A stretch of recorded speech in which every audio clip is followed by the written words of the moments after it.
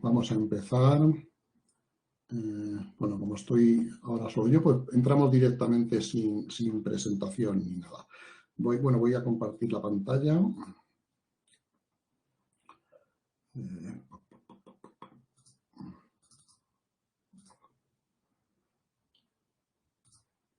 ¿Veis la pantalla ahora?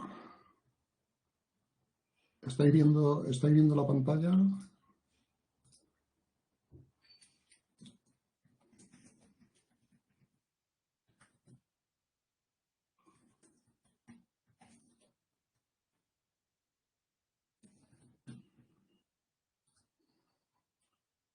¿Lo veis? ¿Veis el PowerPoint que pone la filosofía del futuro y el futuro de la filosofía?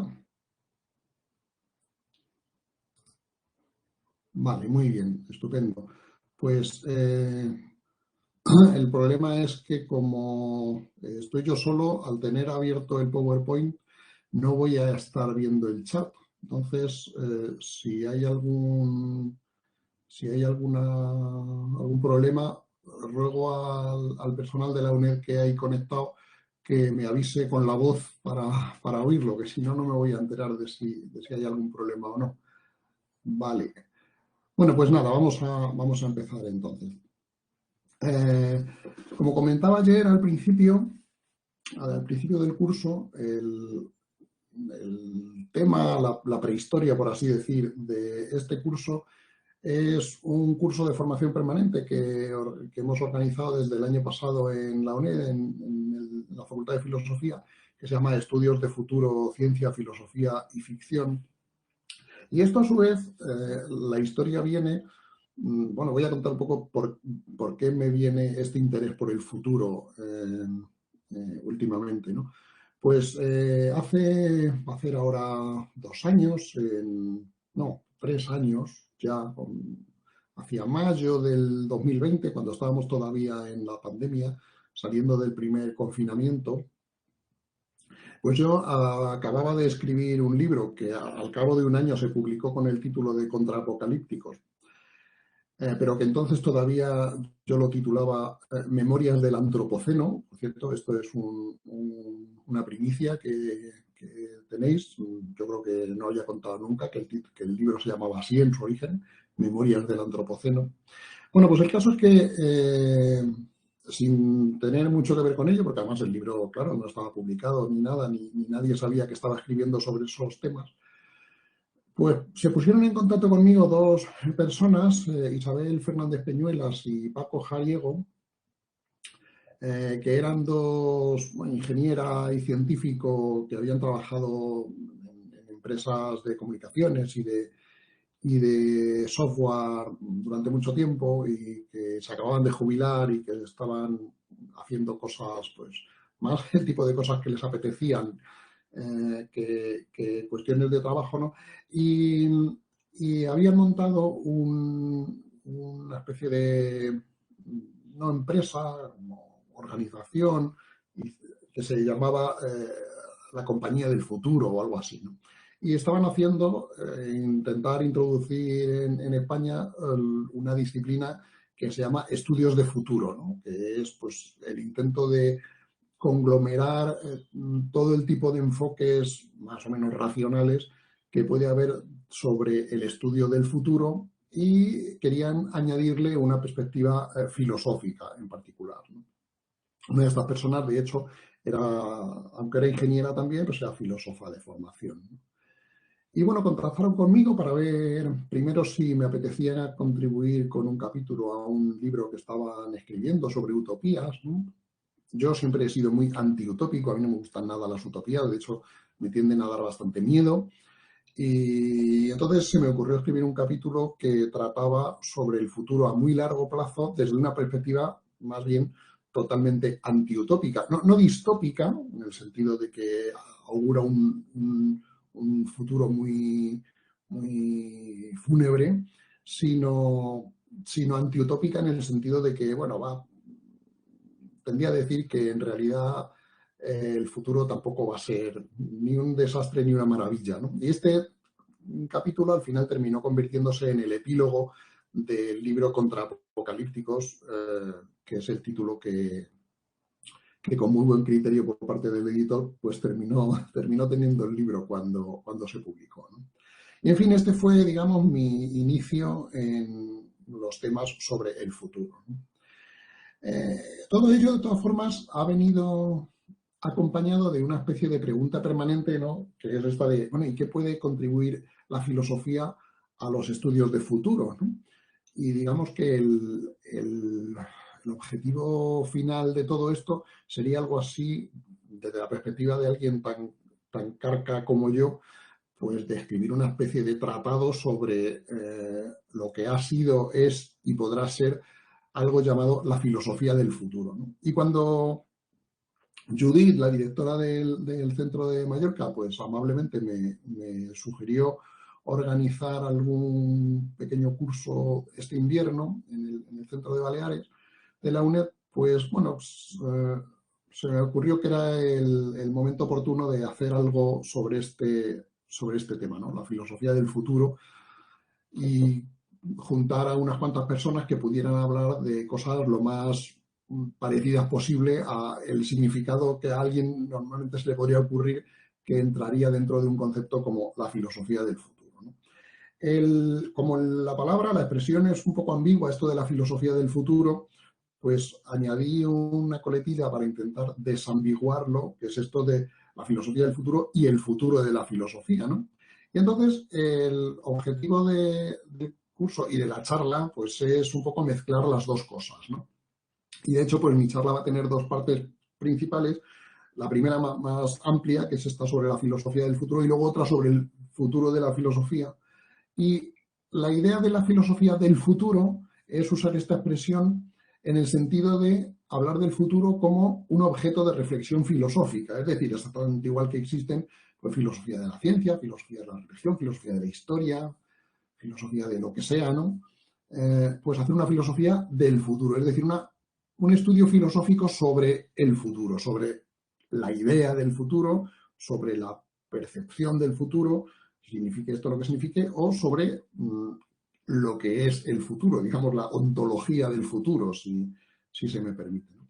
Por otro lado, la idea del futuro de la filosofía pues es diferente, es cómo pensamos que será la filosofía que se vaya a hacer en el futuro, ¿no? O incluso si tiene futuro la filosofía, o sea, si pensamos que es esperable que en el futuro siga existiendo una cosa como lo que llamamos filosofía.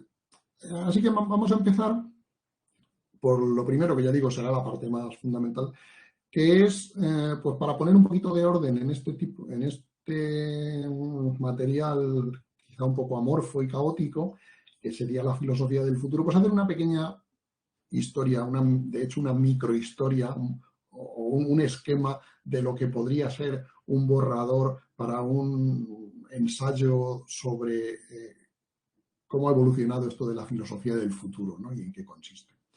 Y bueno, la verdad es que como casi todo en la filosofía, pues la filosofía del futuro, la reflexión filosófica sobre la naturaleza del futuro, podríamos decir, pues empieza con Aristóteles, seguramente, ¿no? Y hay un pasaje muy, muy, muy conocido y que ha levantado polvaredas enormes de discusión filosófica a lo largo de los milenios.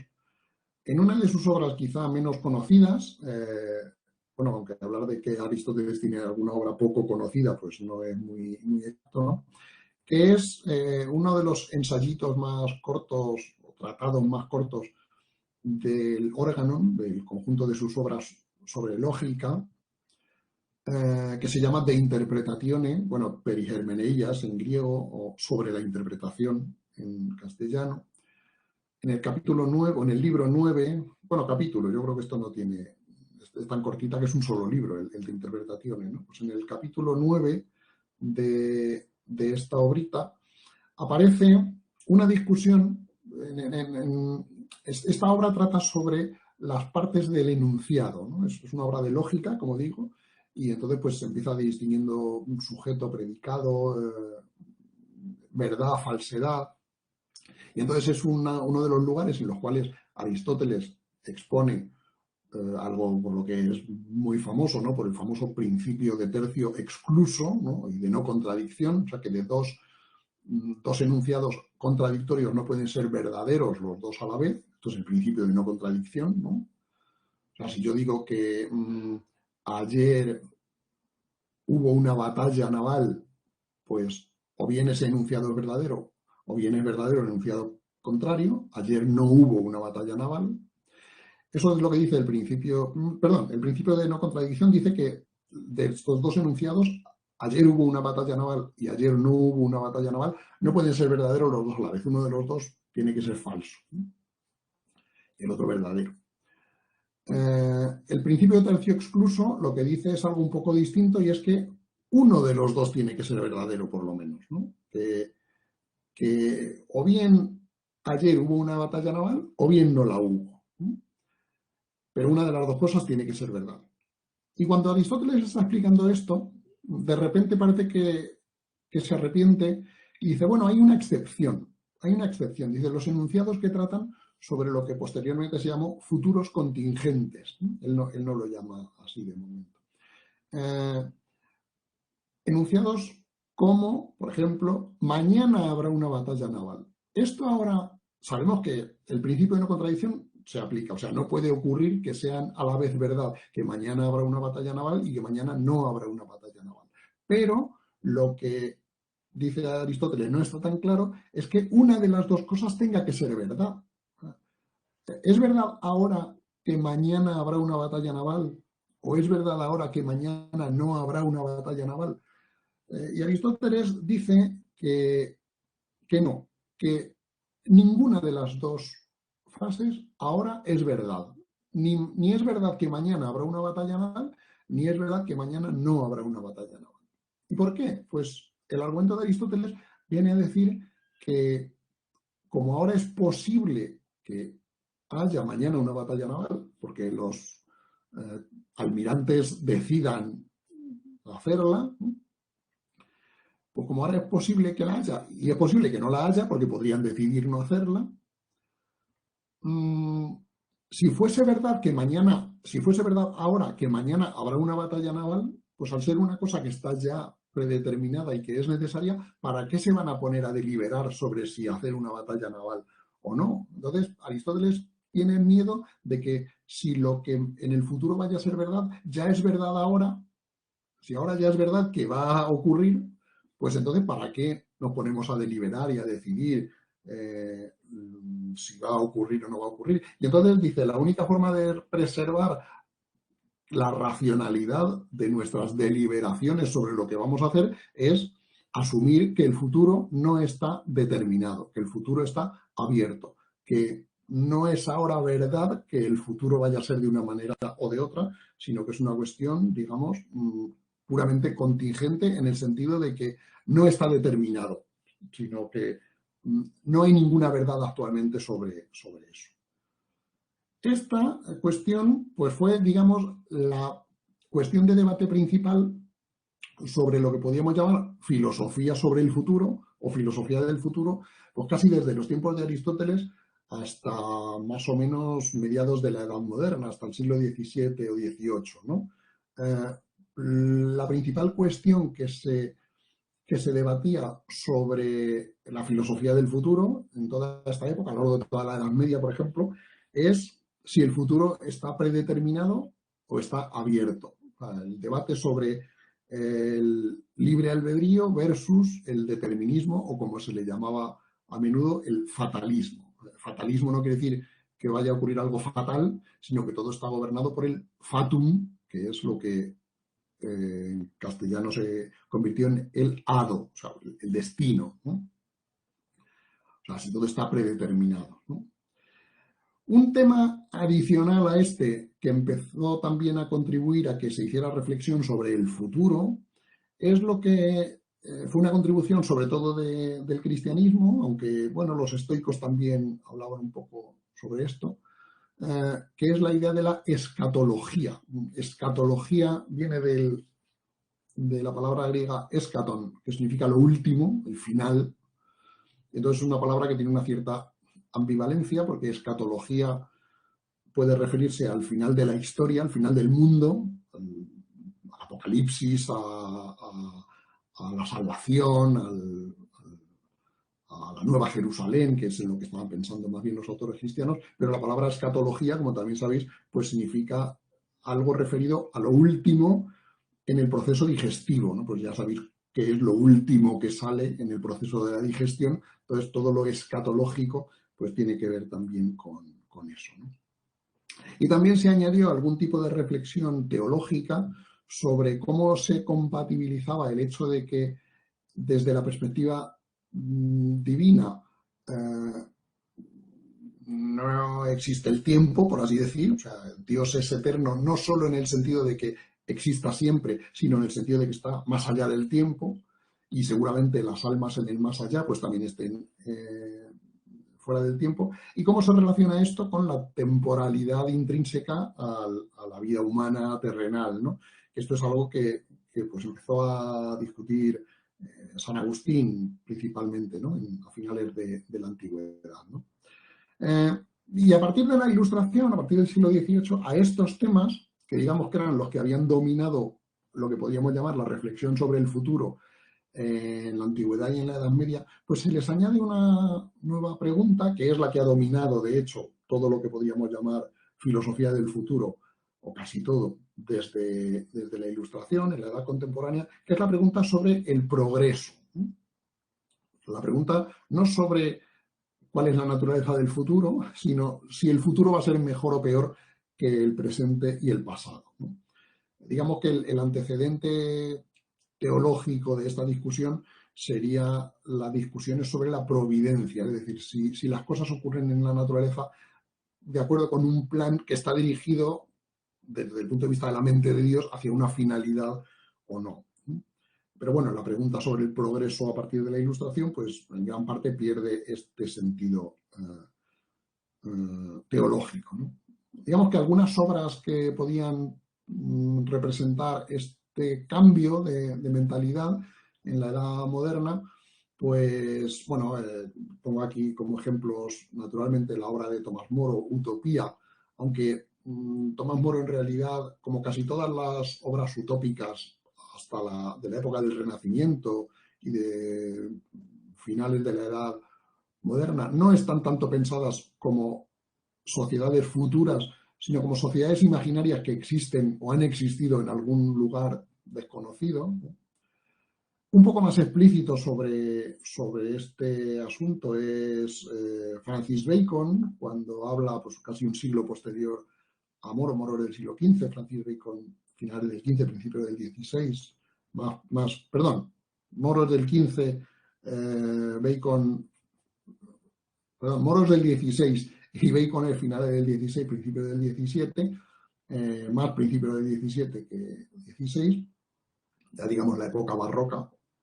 Moro era más todavía de la época del Renacimiento. Pues Bacon ya hablaba más acerca del futuro y de cómo nuestra capacidad de investigar la naturaleza puede servirnos precisamente para modificar la sociedad, modificar la naturaleza y en ese sentido progresar, ¿no? Bacon, digamos, es algo así como el profeta del progreso, ¿no? Y su obra La Nueva Atlántida pues es una especie de respuesta a la utopía de Moro. Pero para que veáis que esto en la época de Bacon era todavía bastante tan innovador que no se le hizo mucho caso, pues os pongo un fragmento de quizá la obra filosófica más importante del pensamiento español de esta época, que es el Criticón de Gracián, que la verdad es que tiene mucho predicamento y se le considera un antecedente de Schopenhauer, Nietzsche y otros autores, digamos, un poco en la órbita existencialista, quizá, ¿no? Pero que cuando lo leemos, pues vemos que la perspectiva que tiene sobre estos temas es muy, muy, muy, muy contraria a la que se tiene a partir de la Ilustración, ¿no? Sobre estos temas del futuro, ¿no? Y os leo sencillamente. Es un fragmento del penúltimo capítulo de los 3 libros en los que está dividido el Criticón. Cada capítulo se llama Crisis o Juicio. Y está escrito en forma de diálogo, ¿no? Bueno, pues él dice, oh, lo que diera yo, decía Andrenio, por ver lo que será del mundo de aquí a unos cuantos años. Lo venidero querría yo ver, que eso de lo presente y de lo pasado cualquiera se lo sabe. Pues yo te ofrezco, dijo el cortesano, otro personaje del diálogo, mostrarte todo lo venidero como si lo tuvieses aquí delante. Brava arte mágica sería esa. Antes no, ni es menester, cuando no hay cosa más fácil que saber lo venidero.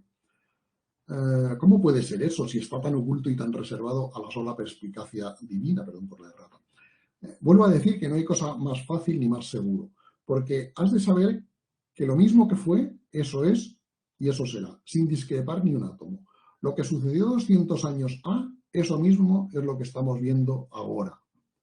Entonces, el cortesano les saca unos antojos, o sea, una palabra novedosa en aquella época, son anteojos, como el catalejo de Galileo, pero que les permite no ver más allá en el espacio, sino más allá en el tiempo, ¿no? Se ponen estos anteojos y ven lo que va a ocurrir dentro de 200 años. Dice, mirad ahora hacia España. Estamos en 1657.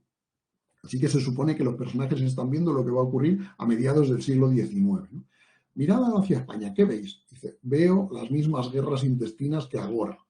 Y aquí en Roma, que ha vuelto aquel siglo de oro y aquella felicidad pasada de que gozó en tiempos de los Gregorios y de los Píos. De ahí veréis que las mismas cosas que son, que fueron. Solo la memoria nos falta. No acontece cosa que no haya sido, ni se puede decir nueva bajo el sol. Pero lo que fue, esto dice el narrador, no ya de reír, sino de sentir, o sea, de sufrir, es que siempre se va todo empeorando. Pues es cosa cierta que con lo que gasta hoy una mujer se vestía antes todo un pueblo. Por eso digo yo, ponderaba Critilo, que siempre lo pasado fue mejor.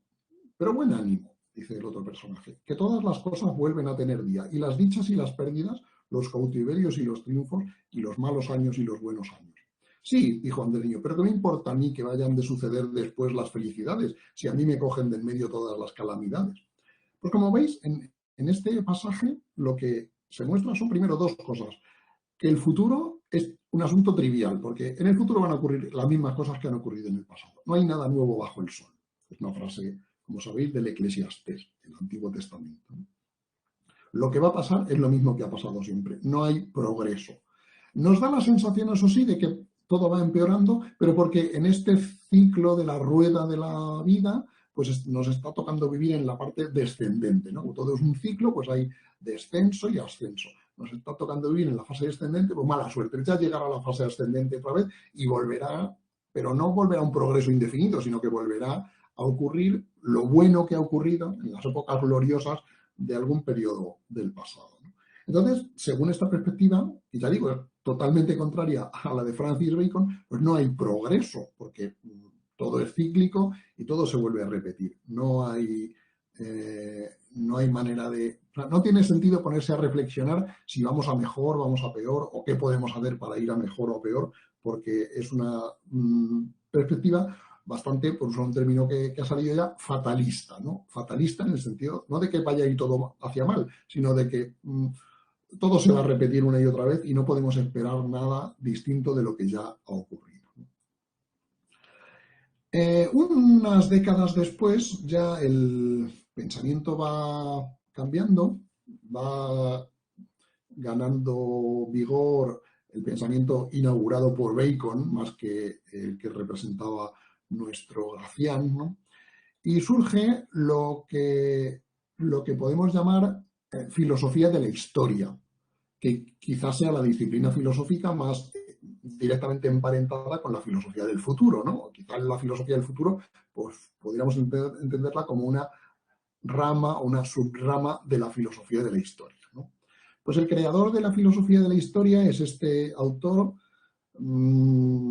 relativamente marginal en su tiempo en la comunidad intelectual europea, ¿no? Pero que luego fue bastante reconocido, ¿no? Jean-Baptiste Vico, que es el creador, pues ya digo, de la idea de historia como ciencia. O sea, la historia como un tema sobre el que no tenemos por qué tener simplemente una actitud fatalista, como que, bueno, está el destino que marca lo que ha ocurrido y lo que ocurrirá y no podemos hacer nada por ello, sino como algo que está en nuestras manos, ¿no? Algo que que ocurrirá lo que nosotros decidamos que ocurra.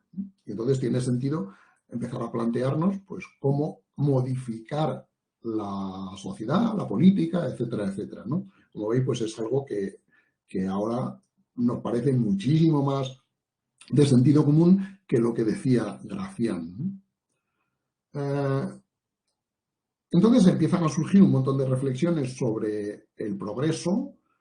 Casi en la misma época, muy pocos años después, pues aparece un autor del que habló ayer Ernesto en su charla, que casi lo que hace es decir todo lo contrario. Es verdad que el futuro depende de nosotros, pero nosotros lo que hacemos es estropearlo, ¿no? Y, y, y una de las obras más que le dieron más fama a Rousseau, que es este autor, fue precisamente su discurso sobre las ciencias y las artes, en el que intenta demostrar que las ciencias y las artes, artes en el sentido que nosotros llamaríamos la tecnología, pues las ciencias y la tecnología no han contribuido para nada al mejoramiento de la humanidad, sino exactamente todo lo contrario. Han hecho que la humanidad se haga más perezosa, más inmoral, más enemiga los unos de los otros, etcétera, etcétera, ¿no? En el extremo contrario, pues habría autores también de esta misma época, siglo XVIII, la Ilustración, que, lo que hacen es pensar todo lo contrario, ¿no? Pues no, la sociedad, el ser humano puede organizar la sociedad de tal forma que vayamos cada vez a mejor y a un progreso económico y de otros tipos cada vez mayor. Pues en este caso, pues tenemos, por ejemplo, a Adam Smith desde el punto de vista de la economía, ¿no? Condorcet, que es, por cierto, el autor de este compendio de la riqueza de las naciones de Smith, que es el que he puesto de ilustración aquí, Condorcet incluso, que es un francés a final del siglo XVIII, pues escribe la primera obra que trata literalmente sobre el progreso. Es el esbozo de un cuadro histórico sobre el progreso del espíritu humano, ¿no? Y fue una obra muy, muy influyente en todo el siglo XIX, ¿no? Y uno de sus continuadores, por así decir, pues fue el padre de la sociología y del positivismo, Augusto Comte, que plantea, por así decir, una de las primeras ideas, entre comillas, científicas sobre el progreso humano, dividiendo la historia de la humanidad en tres etapas, como sabéis, pues la etapa teológica, la etapa metafísica y la etapa positiva o científica, ¿no? Que sería la que se estaba inaugurando en su época, ¿no? Pero quizá el autor que más profundamente, aunque muy marginalmente dentro de su obra, solo trata este tema casi solo en un opúsculo de sus últimos años, ¿no?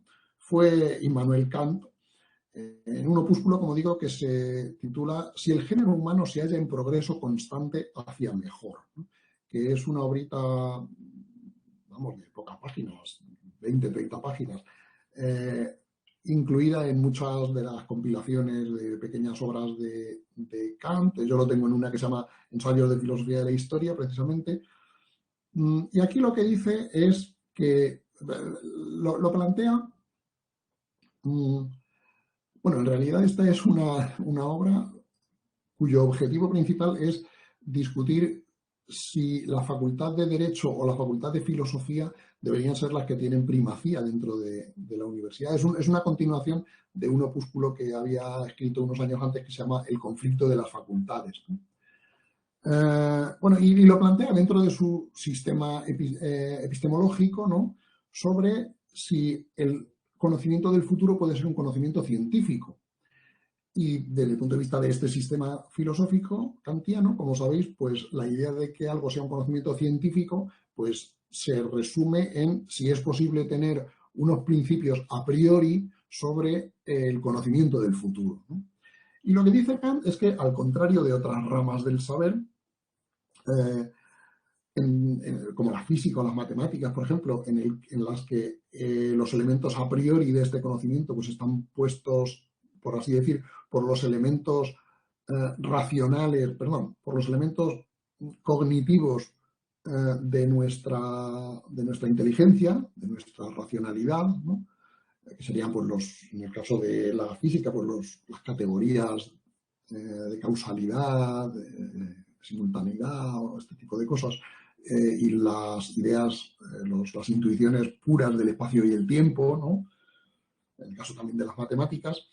Pues en el caso de la historia y del futuro de la historia, podemos tener un elemento a priorístico, pero no tanto basado en los aspectos cognitivos de la racionalidad humana, sino más bien en los aspectos prácticos, en el sentido de que el futuro de la sociedad, es algo que depende de lo que nosotros hacemos. Así que podemos tener un conocimiento a priori del futuro, no en el sentido de saber qué es lo que va a pasar, sino un conocimiento de principios fundamentales de la ciencia del futuro, que es lo que sería a priori estos principios fundamentales, no las conclusiones que saquemos a partir de ello, porque para esas conclusiones necesitaremos también datos empíricos. Pero digamos que el principal principio a priori del conocimiento del futuro es el hecho de que el futuro lo construimos nosotros mismos, que es, por cierto, una idea que toma Kant de alguien que hemos visto, que es Giambattista Vico.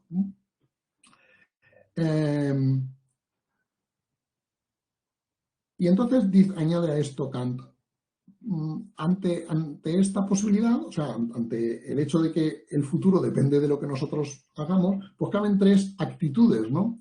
Que denomina con tres palabras un poco curiosas desde nuestro punto de vista, ¿no? La actitud terrorista, que es la idea de que todo va a ir a peor, o sea, no tiene nada que ver con el terrorismo, las bandas que ponen bombas y estas cosas, ¿no? Sino terrorista de que aterroriza, ¿no? De que está basada en el miedo de que el futuro va a ser peor que el presente. El eudaimonista, de la palabra griega eudaimonía, que significa felicidad, ¿no sabéis? Que es la idea contraria, que todo va a ir a mejor. Digamos, esto se basa en las ideas a priori que tenemos sobre la confianza que tenemos en el ser humano, sobre si el comportamiento humano tiende a que el futuro, la sociedad, funcione mejor o hacia que funcione peor, ¿no? Y luego está lo que Kant llama con una palabra más curiosa todavía, que es abderitista, que es como algo así el término medio, ¿no? Pues ni lo uno ni lo otro. Vamos a seguir más o menos de manera parecida a cómo vamos a cómo hemos ido hasta ahora, ¿no?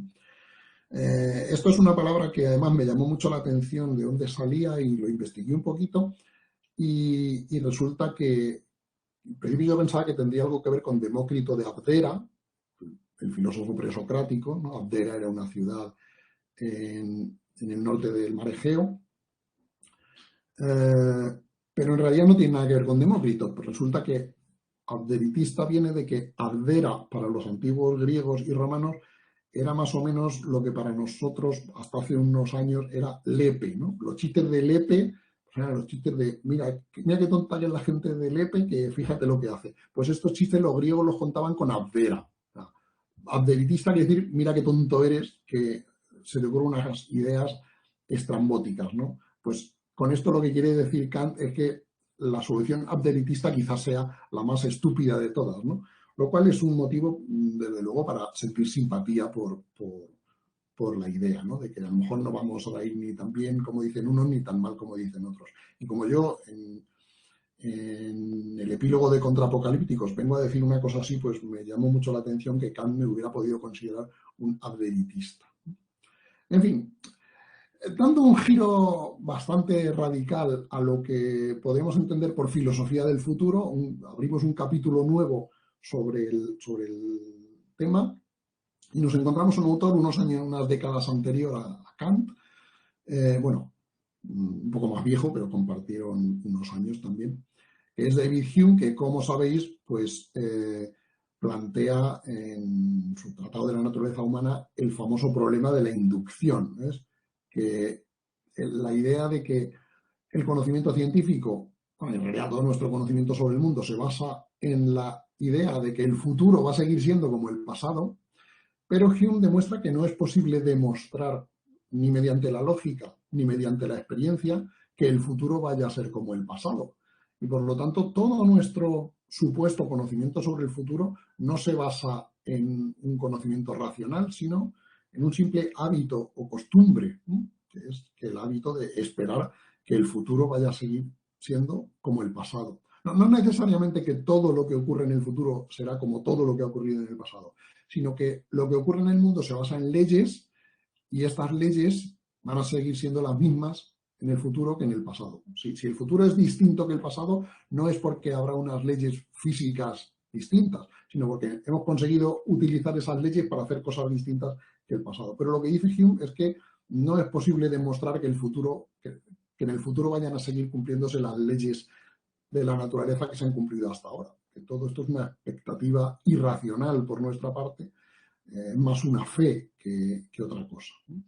Bueno, esto diríamos es una perspectiva del futuro que nos puede ilustrar pues este chiste de Mafalda, ¿no? Dice, papá, existe el año que viene. ¿Vos lo viste? Bueno, pues bueno, el futuro a lo mejor no, nos parece muy obvio que el futuro existe, pero nunca lo hemos visto, no sabemos si va a existir el futuro, ¿no? De hecho, Bertrand Russell, al que mencionaré después un poquito, si no recuerdo mal, pues habla de la posibilidad de que el universo haya empezado a existir hace 5 minutos, ¿no? Tal como era hace 5 minutos, pero que haya empezado a existir, incluyendo nuestros recuerdos y todo, de tal forma que el pasado anterior a 5 minutos no ha existido, ¿no? Pues a lo mejor con el futuro pasa lo mismo. A lo mejor el universo desaparece completamente dentro de 5 minutos y no hay futuro más allá de ahí, ¿no? Porque vos no lo viste. Bueno, y para ir avanzando, otro capítulo nuevo de la filosofía del futuro, que tiene ya más que ver con la ontología del futuro que con aspectos sociales o epistemológicos, es, bueno, ¿qué es eso del tiempo, no? La filosofía del tiempo. Y aquí pues hay dos posturas enfrentadas, ¿no?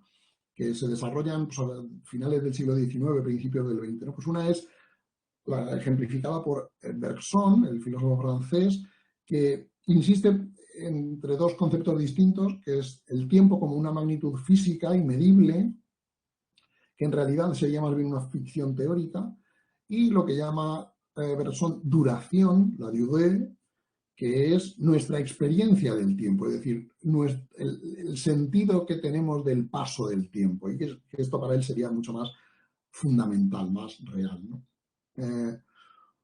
Otro autor de la misma época, aunque menos conocido, es el filósofo inglés MacTaggart, que propuso una diferencia entre dos teorías filosóficas o ontológicas sobre la naturaleza del tiempo, ¿no?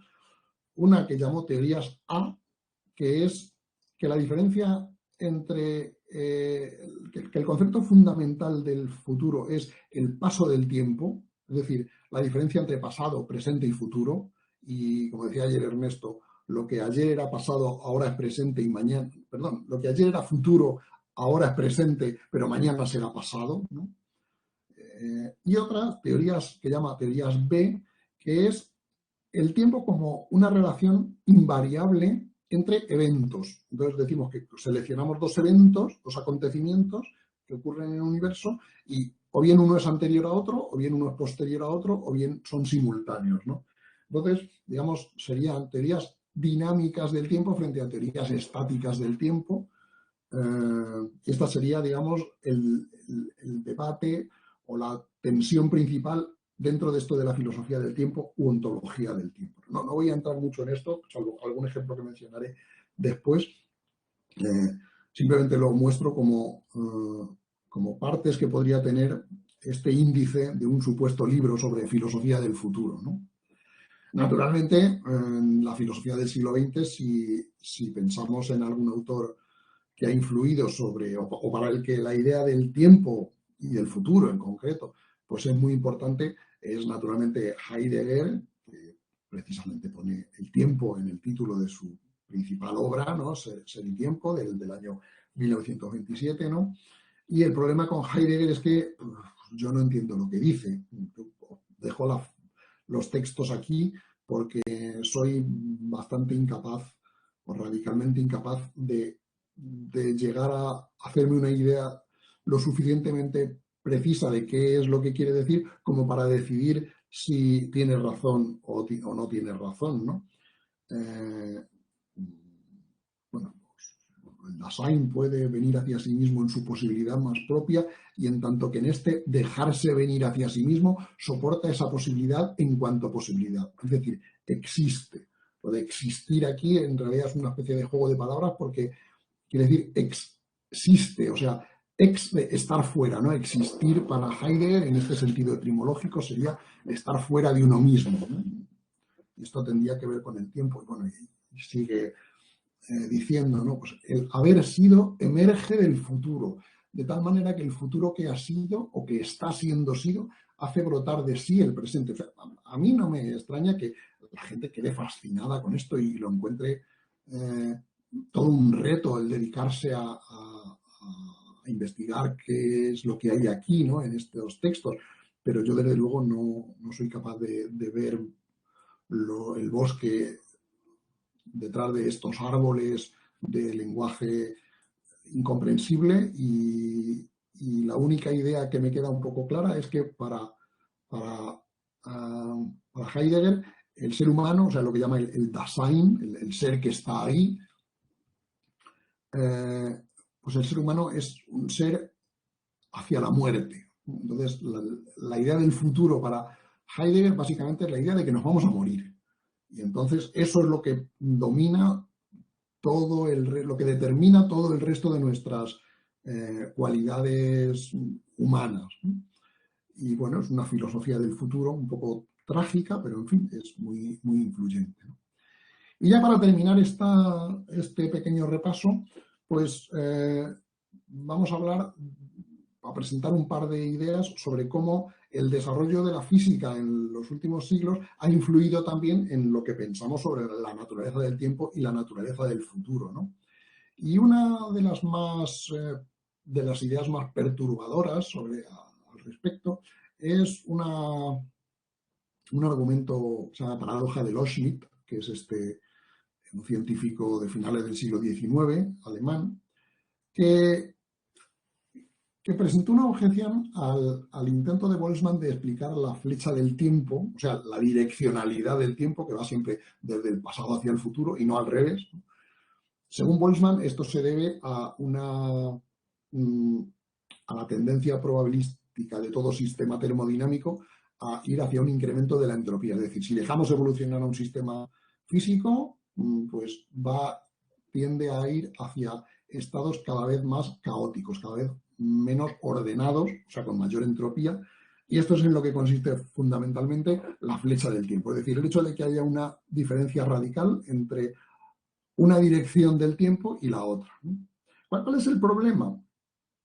¿Cuál es el problema que intentaba responder Boltzmann y cuál es el problema que la paradoja de Loschmidt dice que Boltzmann no ha conseguido en realidad responder, ¿no?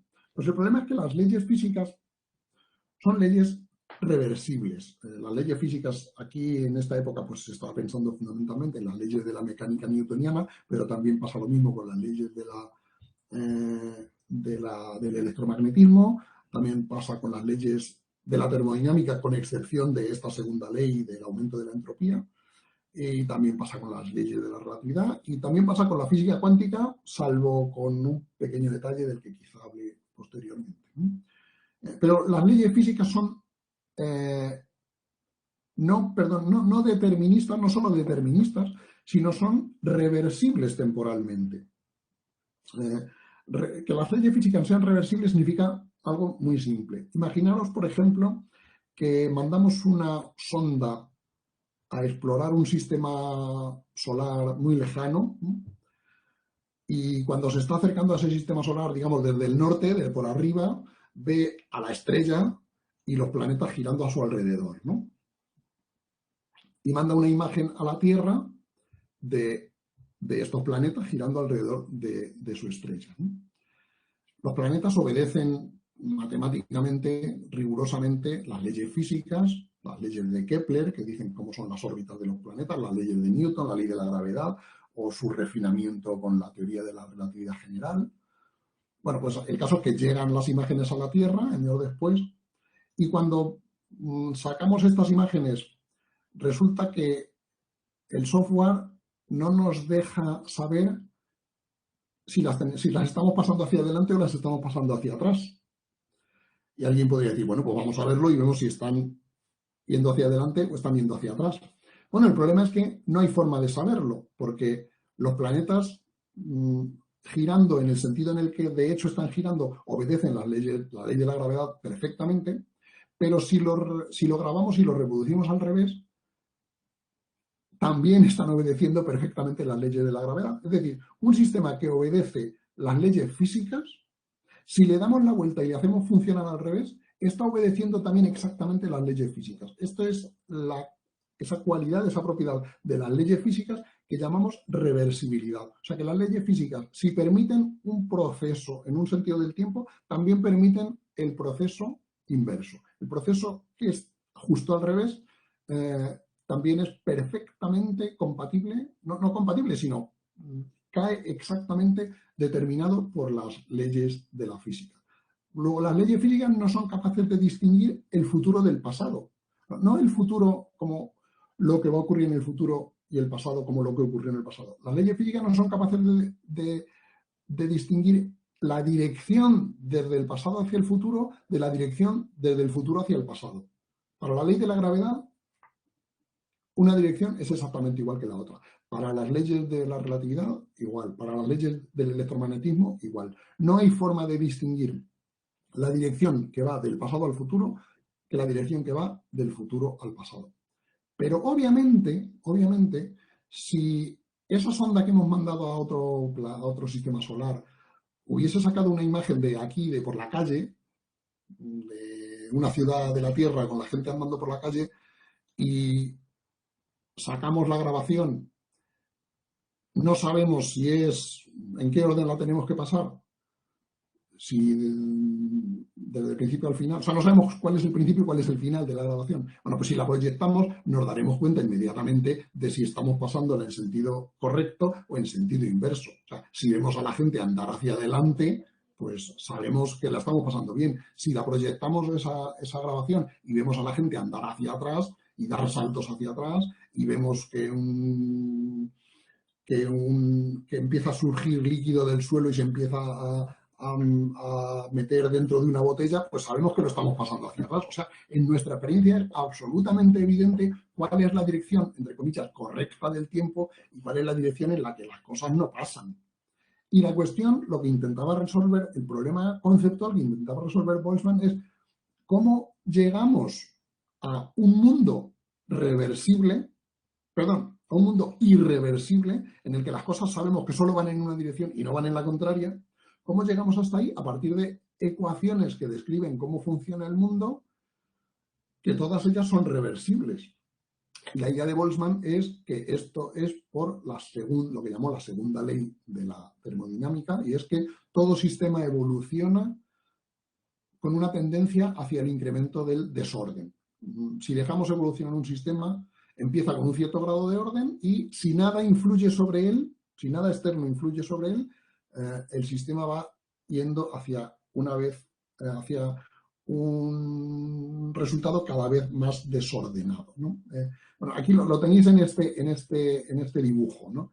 Cada cuadradito lo que representa, o sea, el espacio entero, el cuadrado grande, representa todos los posibles estados en los que puede encontrarse un sistema termodinámico, ¿no? Pues todas las posibles ordenaciones de moléculas dentro de una caja, por ejemplo, de las moléculas del aire dentro de una caja.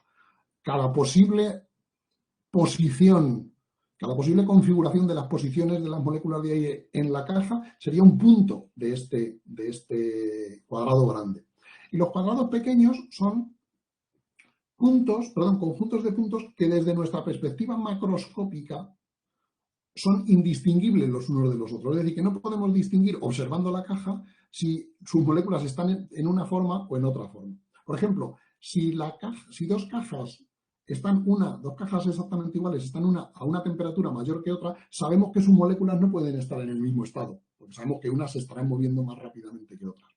Si sabemos que en una parte de la caja hay mucha presión del gas y en otra hay muy poca, pues sabemos que están en un estado distinto que si en toda la caja la presión es homogénea, porque habrá más moléculas en la zona donde hay más presión, ¿no? O se estarán moviendo más rápidamente. Entonces, aquellos estados que no podemos distinguir unos de otros los metemos dentro de la misma cajita.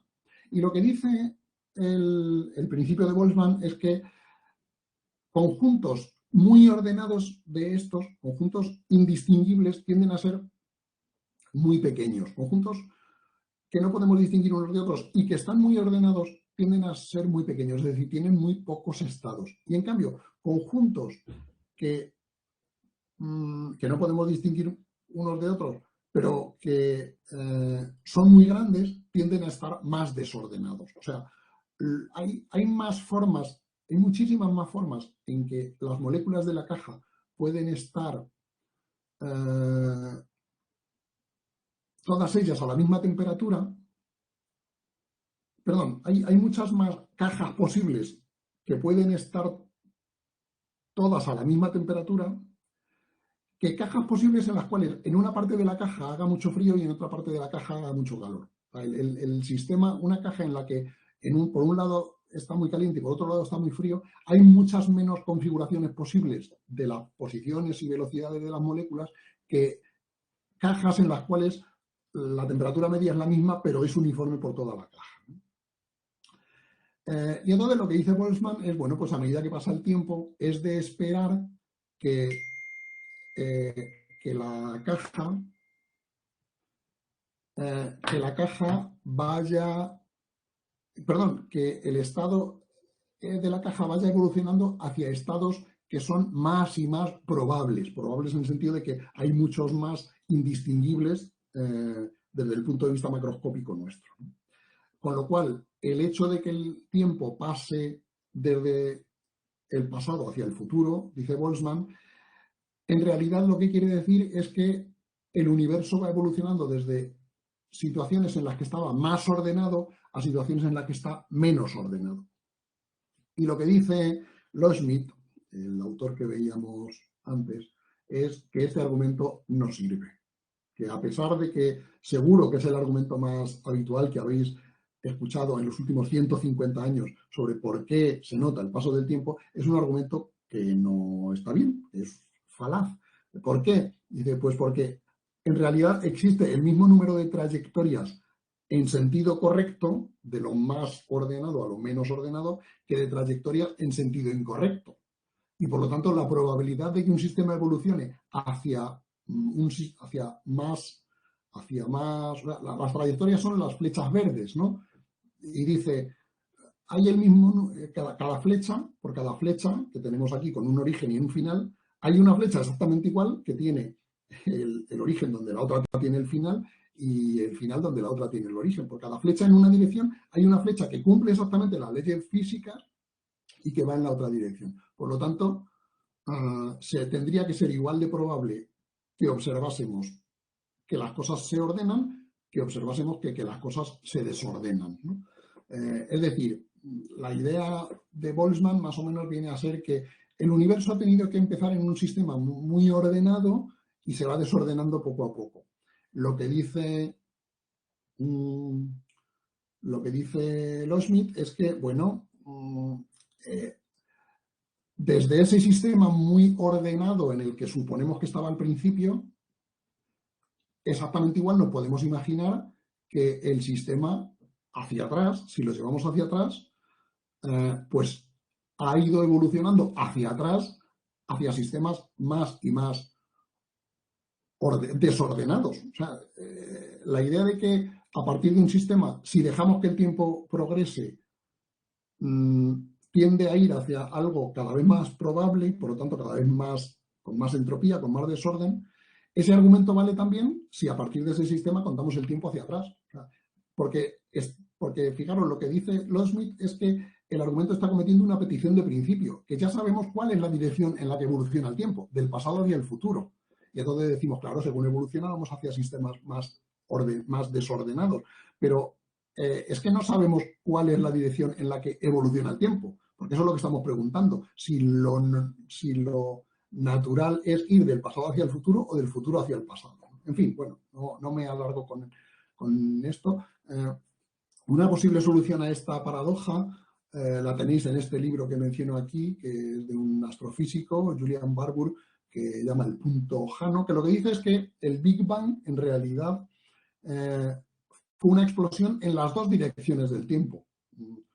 en la dirección, digamos, en la que estamos nosotros, pues vamos ganando entropía, efectivamente, pero si vamos viendo desde el punto de vista del Big Bang hacia atrás, hacia más allá todavía en el pasado, pues también se va ganando entropía. Es decir, y ahí estamos como en dos universos paralelos en los cuales el tiempo corre al revés. Es decir, ir del pasado hacia el futuro en nuestro mundo consiste en ver gente andando hacia adelante y no andando hacia atrás, ¿no?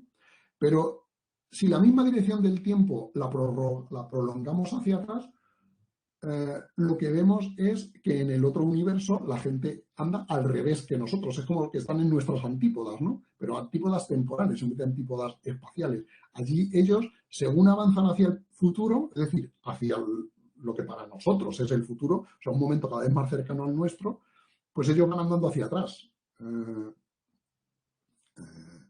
En cambio, ellos van andando hacia adelante desde su punto de vista cuando van desde un momento futuro hacia un momento pasado. En fin, me he enrollado mucho con este ejemplo, pero yo creo que es de los más interesantes que hay sobre lo que podemos llamar ontología del futuro y una cuestión que no está para nada resuelta, ¿no? Y esto que lo diré un poco más rápidamente.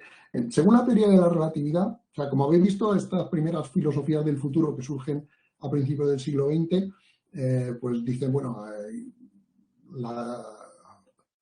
lo esencial en el tiempo es la diferencia entre pasado, futuro y presente, o el orden de si una cosa es anterior o posterior a otras. Pues todo esto con la teoría de la relatividad, la verdad es que salta un poco por los aires, porque lo que nos dice la teoría de la relatividad, como sabéis, es que el tiempo es relativo, en un sentido muy, muy preciso, no en el sentido de que, para mí pasa muy rápido el tiempo y para un niño pasa muy despacio. No, el tiempo es relativo en el sentido de que midiéndolo con un cronómetro, dos sucesos que para mí han ocurrido simultáneamente, otro señor, otra señora que los está midiendo de manera igual de objetiva que yo, para él o para ella, lo que para mí ha ocurrido simultáneamente, para él una cosa ha ocurrido antes que la otra. Lo cual es un poco que hace explotar la mente, ¿no? Pues el gráfico de la derecha, lo que veis es simplemente un eje espacio-temporal con una sola dimensión del espacio, ¿no? Que sería el eje horizontal, el R, y un eje vertical que representa el tiempo, ¿no? Nosotros estamos en el centro de la imagen, donde pone aquí y ahora.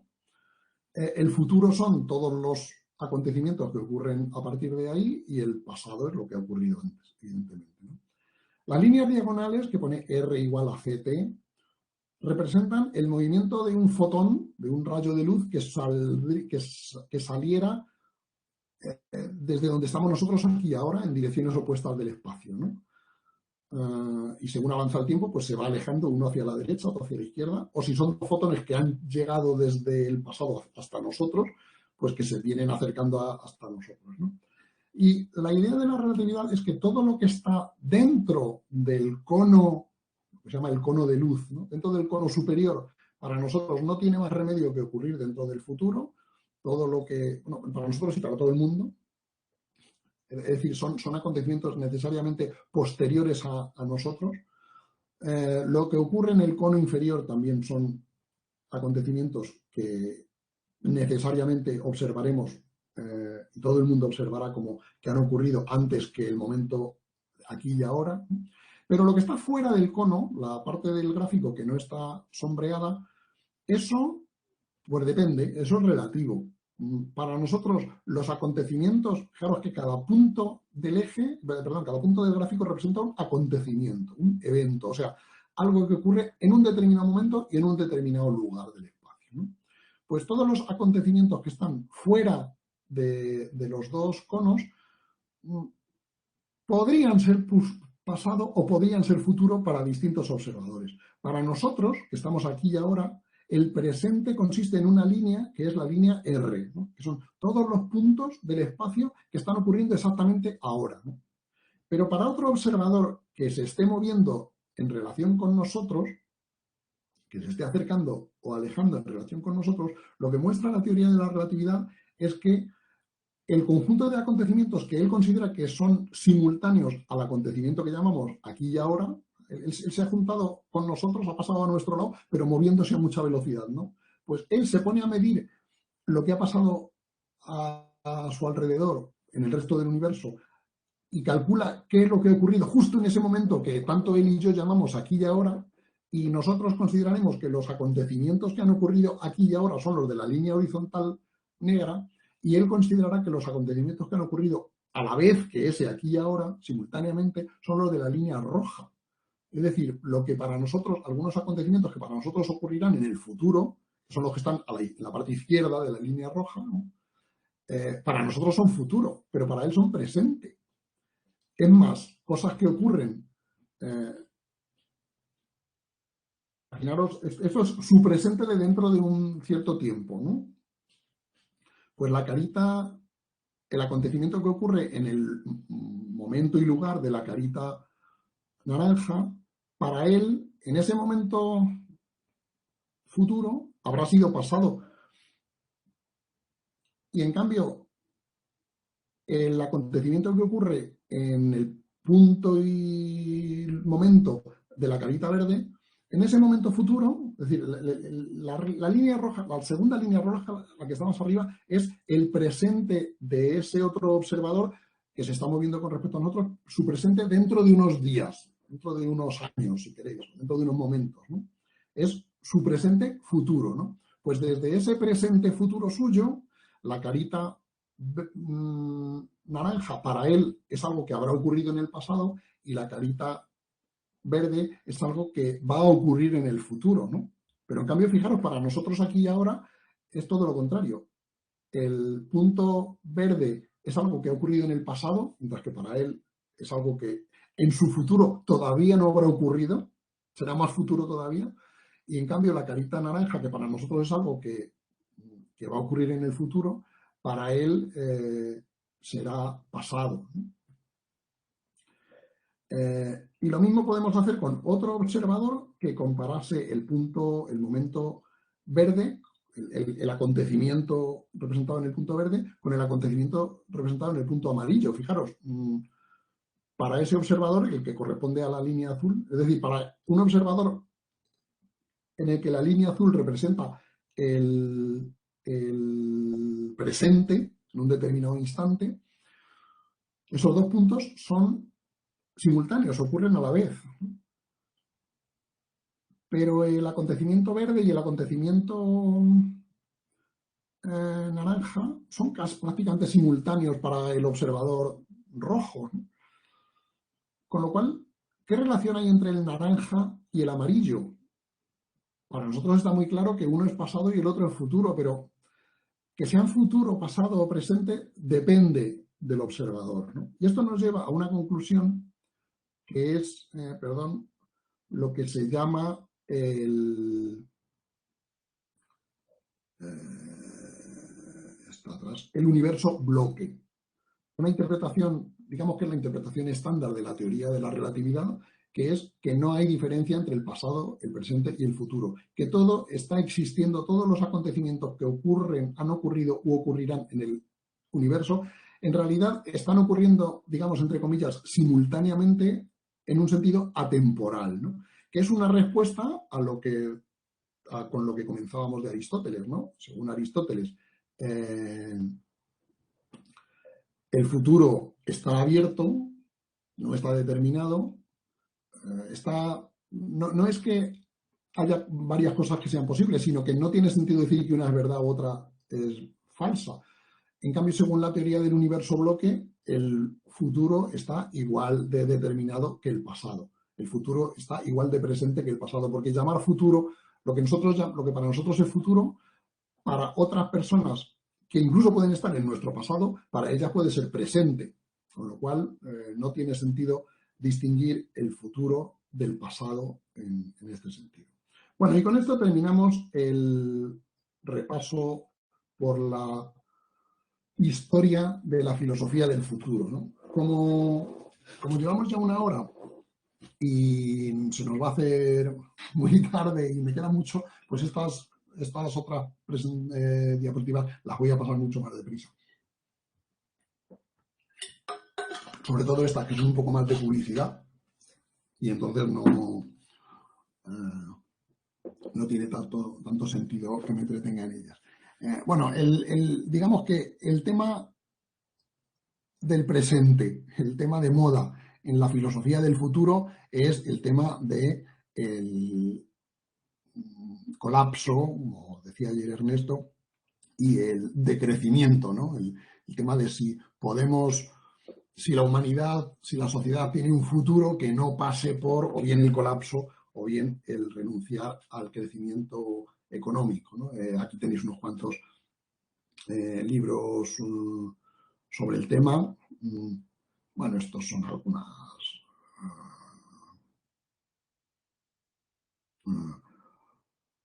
algunos datos al respecto, pero bueno, como quizás sepáis algunos que conocéis lo que pienso por otras vías, pues yo soy bastante escéptico sobre este discurso apocalíptico, y entonces pienso que en realidad lo que va a ocurrir es que seguiremos teniendo problemas, un poco al modo de Graciano, pues lo que ha ocurrido seguirá ocurriendo, pero no tan repetido, sino en formatos distintos, ¿no?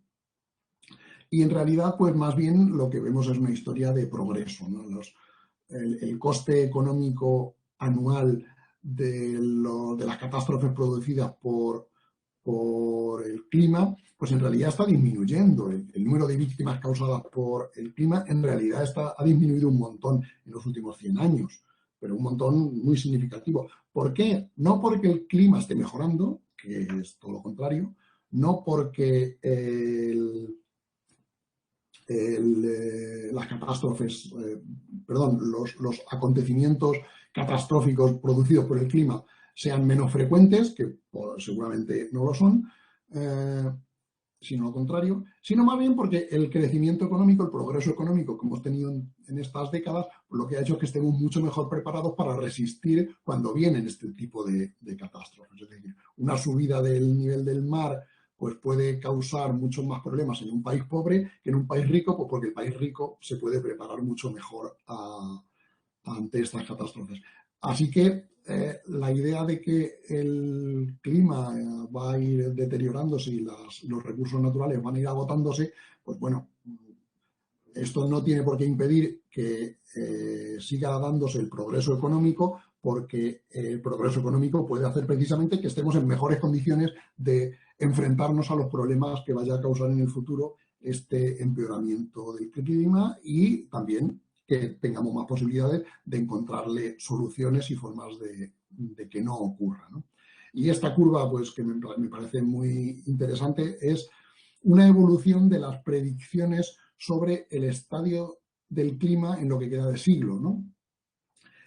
Comparando las predicciones que se hicieron desde principios de siglo, desde 2005, hasta las predicciones que se están haciendo ahora, hacia el 2020, y lo que vamos viendo es que a medida que va avanzando el tiempo, estas predicciones son cada vez menos catastróficas por término medio. Es decir, la probabilidad que se estimaba en 2005 de que la temperatura fuese a subir mucho a finales de siglo, en el 2100, eran mucho más altas que las predicciones sobre cuál es la probabilidad de que el clima, de que la temperatura de la atmósfera vaya a subir mucho, que se están haciendo en 2020. ¿Por qué? Pues sencillamente porque entre 2005 y 2020 estamos haciendo cosas que pueden hacer que el aumento de la temperatura no vaya a ser tan grave, ¿no? Es decir, que, como decía también ayer Ernesto, esta literatura apocalíptica tiene un sentido también, que es el concienciarnos de que existe un problema y que lo tenemos que resolver.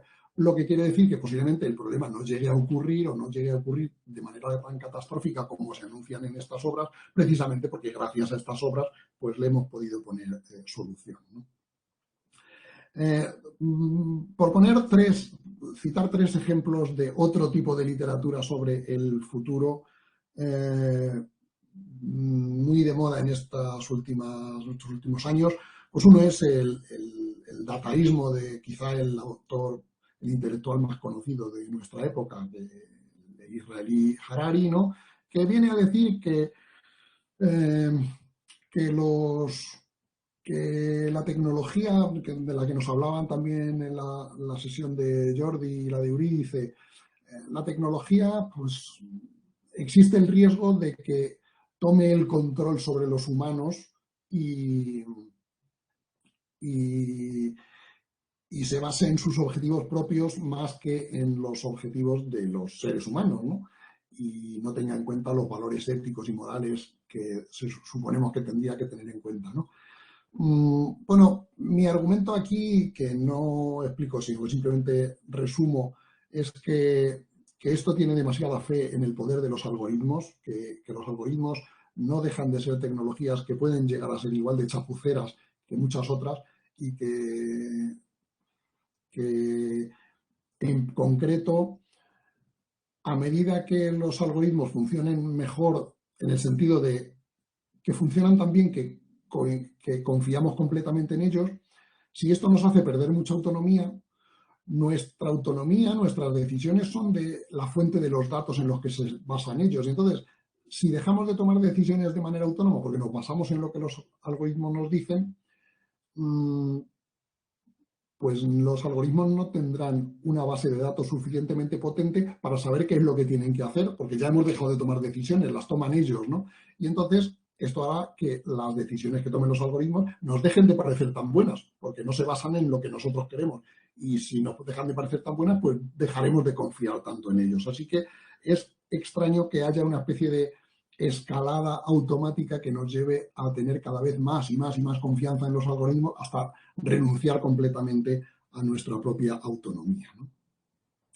La teoría de la singularidad de Kurzweil, que es algo parecido, quizá un poco más espectacular, ¿no? La idea de que la inteligencia artificial puede, en un periodo de tiempo sumamente corto, que quiere decir incluso segundos, puede explotar y llevar a un estadio de inteligencia tan alto comparado con el nuestro, con el humano, como el nuestro lo puede ser comparado con el de las moscas, por así decir, porque la inteligencia aprende a mejorarse a sí misma y lo hace tan rápido que ya digo, pues al final lo puede hacer en segundos. Esto yo creo que se basa en dos errores muy grandes. Primero es que asume que tenemos o que puede tenerse alguna idea de qué es eso de la inteligencia, cosa que yo creo que no es. Y desde luego la inteligencia no consiste en saber cómo mejorarnos a nosotros mismos. Los seres humanos llevamos 200.000 años existiendo y todavía no hemos averiguado cómo mejorarnos a nosotros mismos, así que no se ve nada claro por qué una inteligencia artificial muy inteligente, por muy inteligente que fuera, tendría por qué saber cómo mejorarse a sí misma. Y además plantea todo el problema como si fuera únicamente un problema de hardware, perdón, de software, ignorando todo lo relacionado con el hardware. Es decir, esta inteligencia artificial puede descubrir un software, un nuevo algoritmo que en caso de que se pudiera ejecutar en un ordenador tuviera todas estas consecuencias que dice Kurzweil. Ya, pero la cuestión es que si ese ordenador no sabemos cómo construirlo y ella tampoco sabe cómo construir, y a lo mejor incluso físicamente imposible construir ese ordenador con los recursos disponibles, pues por mucho que exista el algoritmo no existe dónde implementarlo. Y a lo mejor el proceso de crear el ordenador o el sistema físico, informático, el hardware en el que tuviera que correr esa inteligencia de la singularidad, ese problema no va a resolverse en segundos, como imaginan los teóricos de la singularidad, sino que a lo mejor tarda muchos años en construirse un hardware así, y entonces en esos años pues tendríamos tiempo de reaccionar, no nos pillaría tan por sorpresa, ¿no? Y por último, no quiero terminar sin mencionar una teoría que está muy de moda, posiblemente más de moda, es la más de moda actualmente, el mayor bestseller filosófico del 2022, que es esta obra de McCaskill, Lo que debemos al futuro, y que es lo que se ha llamado largoplacismo, ¿no? Que es la idea de que hay que pensar en el largo plazo, pero en serio. O sea, no pensar a largo plazo en el sentido de no pensemos en nuestra vida, sino en la de nuestros nietos y nuestros bisnietos. No, no, no. Nuestros bisnietos están aquí mismo, están a menos de un siglo de distancia de nosotros. Vamos a pensar a largo plazo, es decir, vamos a pensar en términos de cientos de miles de años, en términos de cientos de millones de años, miles de millones de años. Vamos a pensar en ese largo plazo, ¿no? Y en ese largo plazo, ¿cuál es el principal riesgo que puede haber desde el punto de vista moral, ¿no? Pues que se acabe la humanidad. Lo peor que puede pasar a muy, muy largo plazo es que deje de existir la humanidad, porque claro, si la humanidad podría existir durante miles de millones de años, eso sería una perspectiva desde el punto de vista ético mucho mejor que si la humanidad se termina dentro de, pongamos, 1.000.000 de años. Si la humanidad se termina dentro de 1.000.000 de años, o sea, no vamos a hablar de catástrofes que puedan no ocurrir el año que viene. Imaginémonos que la humanidad deja de existir dentro de 1.000.000 de años. Pues eso es una catástrofe porque en vez de existir durante miles de millones de años, solo ha existido durante 1.000.000 de años. Es decir, hemos reducido la esperanza de vida de la humanidad de miles de millones de años a solo 1.000.000 de años, es decir, lo hemos reducido en una proporción de 1 a 1.000 o menos, ¿no?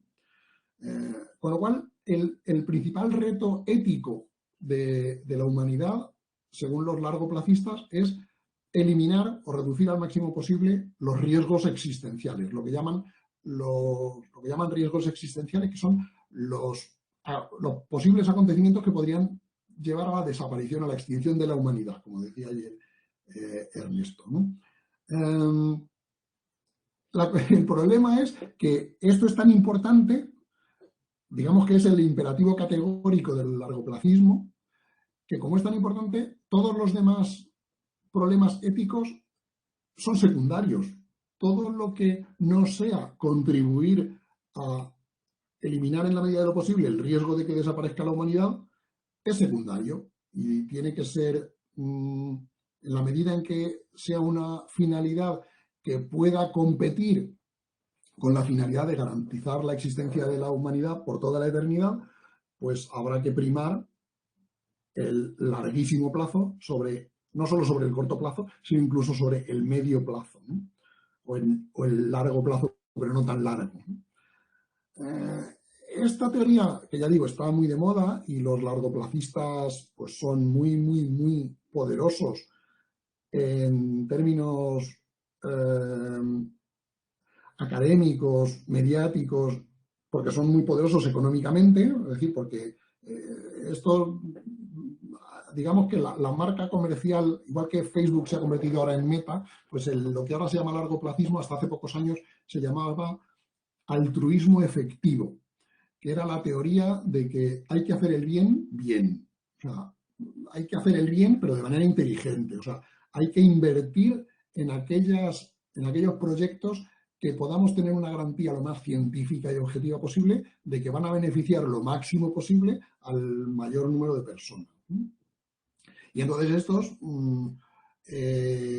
estos profetas del altruismo efectivo, que básicamente están todos en Oxford, pues lo que hicieron fue convertir esta teoría filosófica en un movimiento social que lo que hace es recoger dinero e invertirlo en proyectos que tengan el sello de garantía del altruismo efectivo, ¿no? Y han recogido montones y montones de millones de dólares, libras y sestercios, ¿no?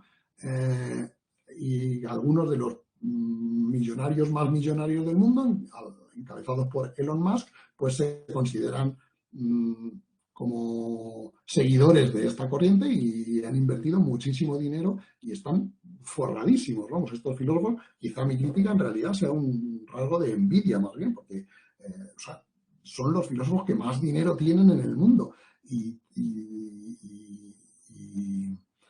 hay un montón de, diría yo, de gurús de la tecnología que están apuntados a esta filosofía y lo que para ellos es una calderilla, que son a lo mejor 100 millones de dólares, pues se lo dan a unos filósofos para investigar en este tipo de cosas, de forma que pues este grupo de filósofos, pues ahora mismo ya digo, son los que más recursos económicos y por lo tanto mediáticos y de todo tipo tienen a su favor, ¿no? Y ahora se han convertido a esta idea del largoplacismo, ¿no? O en inglés long termism, ¿no? Todo esto desde mi punto de vista, se basa en dos supuestos filosóficos que no pueden ser más dudosos. Uno, que su razonamiento ético se basa en el utilitarismo en su versión más abstracta. O sea, el utilitarismo es la idea de que una acción es mejor que otra si la primera es más probable que favorezca la felicidad, la suma agregada de la felicidad de la humanidad. Y por eso la idea de que la humanidad siga existiendo durante miles y miles de millones de años, pues eso es lo que aumenta más la suma total de la felicidad humana. Por supuesto, si tienen una sociedad que les permite vivir de manera más o menos razonable y feliz, ¿no? Y luego que se basa en una idea muy ingenua de que podemos controlar el futuro. O sea, en realidad mi suposición por defecto es que todo lo que hagamos, la probabilidad de que puede tener un efecto a más allá, un efecto detectable a más allá de unos pocos siglos vista, es cero. O sea, hagamos lo que hagamos, no vamos a controlar con más probabilidad lo que va a ocurrir en el futuro por lo que hayamos hecho ahora. O sea, lo que vayamos a hacer ahora no es que no tenga influencia en el futuro, es que es absolutamente imposible determinar ahora cuál va a ser, en términos netos, la influencia futura que va a tener. Puede que tenga una influencia positiva, puede que tenga una influencia negativa, y la probabilidad es quizá la misma, cuanto más avanzamos al futuro. Así que, en realidad, nuestros razonamientos sobre qué es lo que podemos controlar del futuro tienen un alcance a muy corto plazo, ¿no? Con mucho, unos pocos años y como máximo a lo mejor unos pocos siglos, ¿no? Pero no más. Por el futuro está muy abierto y es imposible de controlar, ¿no? Y por razones que tienen que ver con la teoría del caos y todas estas cosas, ¿no? En fin.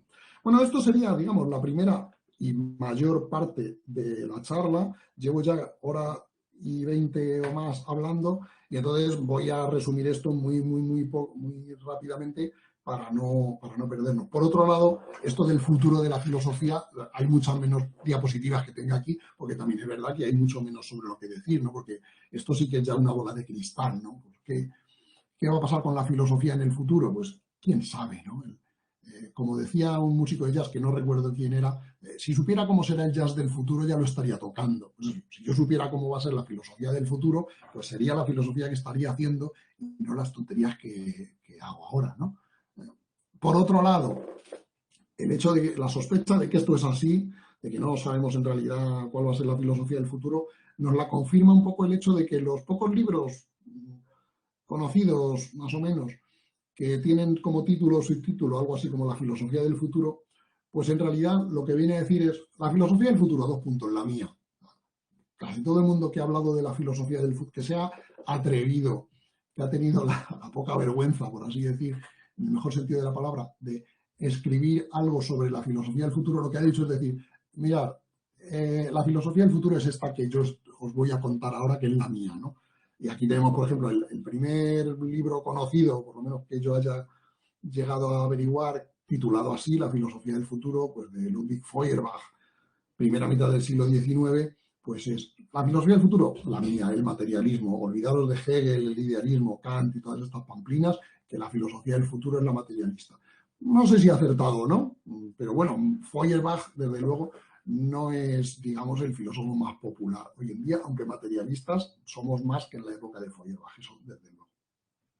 Nietzsche también tiene, en este caso, un subtítulo, no un título, de preludio de una filosofía del futuro, más allá del bien y del mal, y desde luego, naturalmente, claro, ¿cuál es la filosofía del futuro? La suya. Quizá ahora Nietzsche es mucho más popular que Feuerbach y hay muchos más nietzscheanos que Feuerbachianos, ¿no? Pero por cierto que es la edición y traducción de mi compañero de la Facultad de Filosofía, Kilian Lavergne, ¿no? Pero tampoco diríamos que la filosofía de Nietzsche,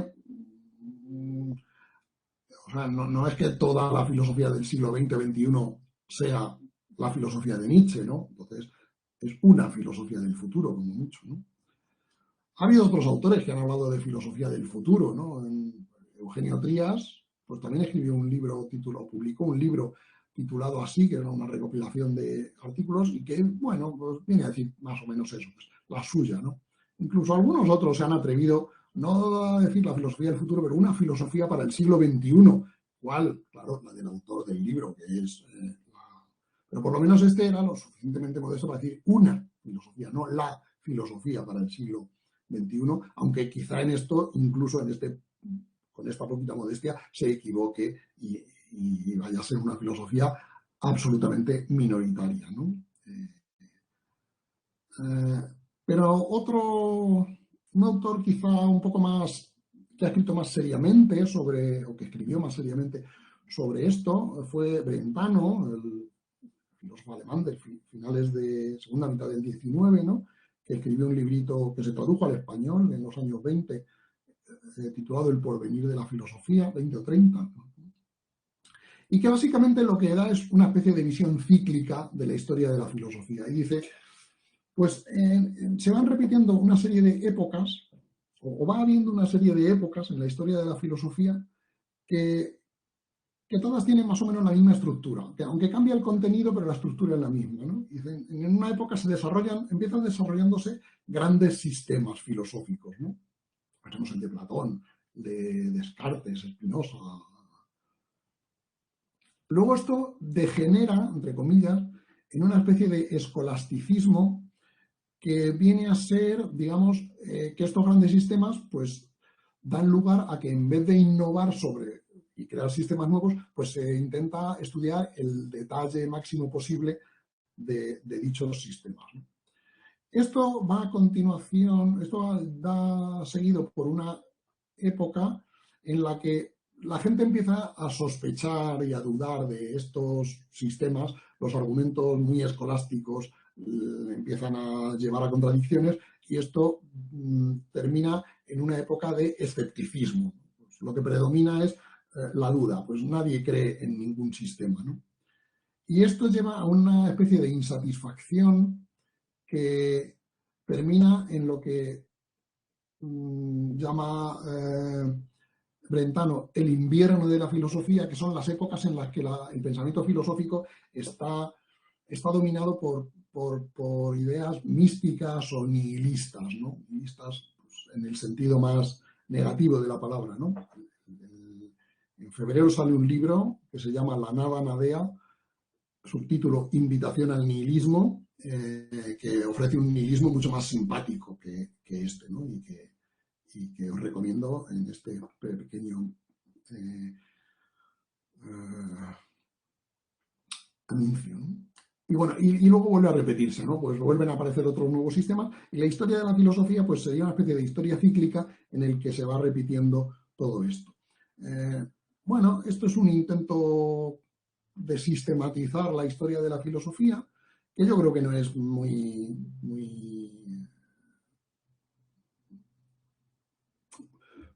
preciso, muy correcto, muy exacto. Yo creo que hay que forzar mucho la historia de la filosofía y no digamos ya la historia de la filosofía de los 2 últimos siglos para que encaje en esto, porque están continuamente saliendo sistemas, hay siempre un poco de todo, ¿no? Quizá esto representa más bien la evolución de cada sistema, pero no, digamos, la historia en paralelo de la filosofía, ¿no?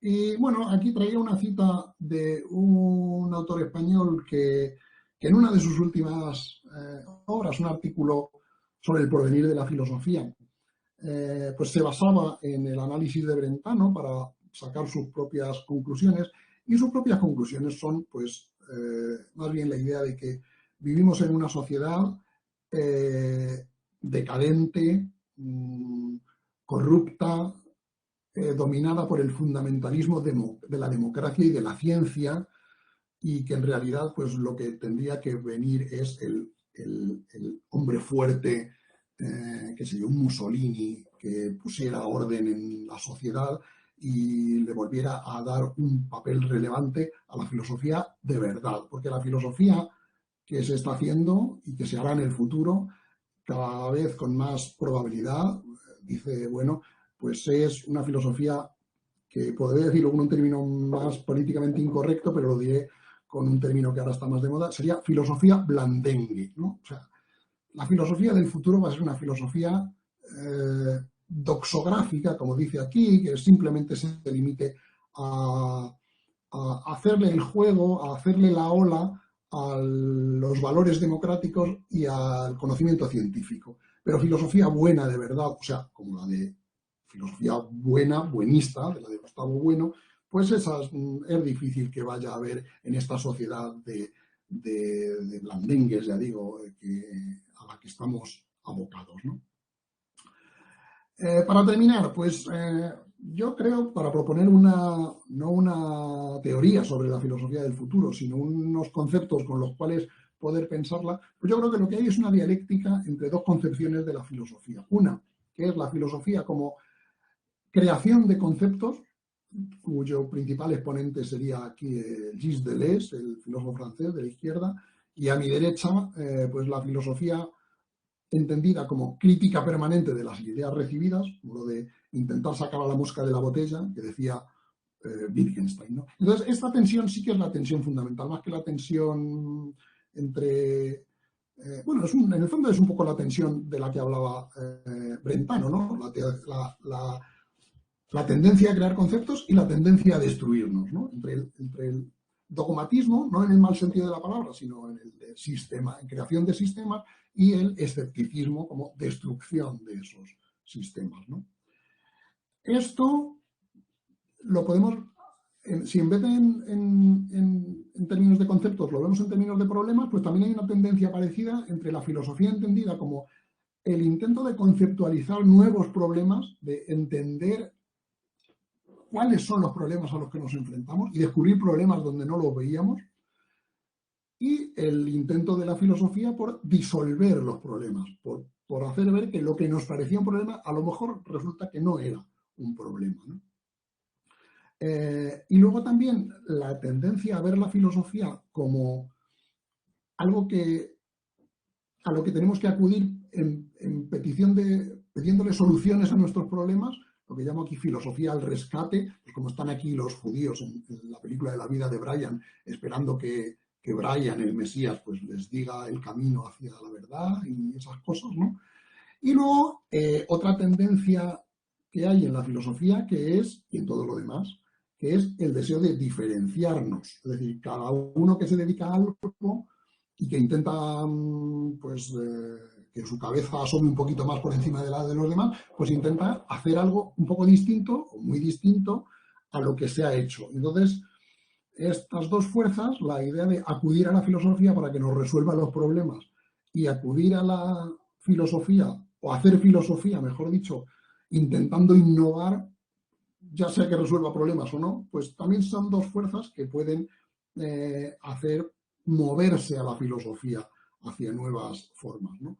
Lo que ocurre es que todos estos factores, creación de conceptos, destrucción de conceptos, conceptualización de problemas, disolución de problemas, filosofía al rescate frente a filosofía como pura innovación, pues esto hará avanzar a la filosofía como hace avanzar a la música o a lo que sea de manera bastante impredecible. O sea, no podemos predecir cómo va a ser la filosofía que se haga dentro de 50 años o dentro de 100 años, ¿no? Podemos intentar predecirlo, podemos hacer muchas propuestas, pero la mayoría fracasarán y alguna por casualidad pues aceptará, ¿no? Lo único que podemos predecir, me animo a decir, es que el final de la filosofía es tan improbable como el final de la música, como el final de la ciencia o como el final de la política. O sea, son actividades tan intrínsecas al modo de ser humano que es muy difícil que desaparezcan, aunque aparezcan con formas distintas y con maneras y lugares de hacerse, tanto geográficos como institucionales, distintos. Así que la pregunta última, ¿podemos esperar que haya progreso en la filosofía? Pues no sé yo. No sé yo si la filosofía de hoy es mejor que la filosofía de hace 100 años y tampoco sé si la filosofía de dentro de 100 años será necesariamente mejor que la nuestra. Pero lo que sí, obviamente, aquí traigo un tuit mío de hace ya casi 3 años. Bueno, en realidad sí que hay un sentido en el que la filosofía progresa claramente. Y es que si la filosofía la entendemos como perplejidad, cada vez hay más cosas que nos dejan perplejos y entonces ahora mismo no conseguimos entender un montón de cosas que los primeros filósofos jamás pensaron que podríamos llegar a no entender, ¿no? Ni a entender, porque no se les ocurrían. Así que en este sentido la filosofía sí que progresa. Y bueno, disculpas por el tiempo que me he pasado hablando, pero es uno de los problemas que tiene el no tener un moderador a tu lado que diga cuánto tiempo llevas. En fin, pues a partir de ahora dejo la presentación y paso a ver el foro para ver si hay alguna pregunta. Pues sí que hay, sí. A ver, vamos a ver. Joan preguntaba, ¿crees que la filosofía del futuro debería realzar en mayor medida el valor de lo imprevisto que tiene el futuro más que aquello que de él sea predecible o que desearlo predecir? Bueno, la incertidumbre intrínseca acerca del futuro yo creo que no es que no se haya realzado, o sea, se ha insistido muchísimo a lo largo de los últimos 50 años que se lleva pensando sobre estas cosas. Yo creo que es un pensamiento que no ha dejado de estar ahí y que no ha dejado de avanzarse. Lo que pasa es que tiene muchas menos ventas. O sea, un libro que se escribe sobre lo que va a pasar vende muchos más ejemplares que un libro que dice que no sabemos lo que va a pasar. Entonces, pues, el hecho de que... Vaya, se me ha ido esto.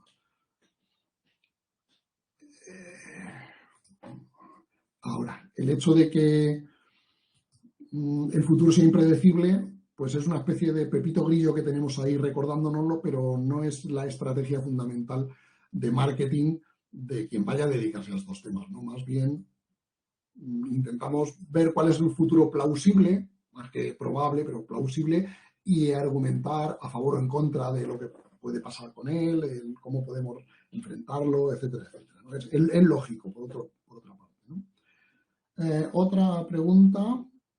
¿Qué futuro le espera a la filosofía, entendiendo esta como un conocimiento siempre en entredicho como saber científico? Bueno, yo creo que lo he dicho un poco al final, ¿no? Es como la música. O sea, no comparemos la filosofía con la ciencia, comparémosla con la música. O sea, la filosofía es una cosa que la gente hace porque da gustirrinín.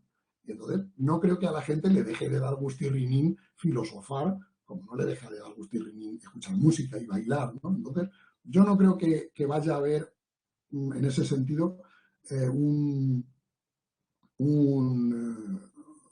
riesgo para la filosofía en el futuro. A la filosofía le pasa un poco lo que le pasa al vino, si recordáis en la película o en la obra de teatro de Las bicicletas son para el verano, hay una escena, el protagonista se dedica, tiene una empresa de vinos y como está a punto de empezar la guerra civil, dice, mira, el negocio del vino siempre va bien, porque si la sociedad va bien, la gente toma vino y si la sociedad va mal, la gente toma más vino. Así que, estemos bien, estemos mal, el vino siempre va a tener negocio. Pues a la filosofía le pasa un poco lo mismo. O sea, si hay mucho progreso, pues eso quiere decir que la gente va a tener más ocio y más capacidad de dedicarse, aunque sea no todo el mundo, pero mucha gente, a leer y reflexionar sobre filosofía.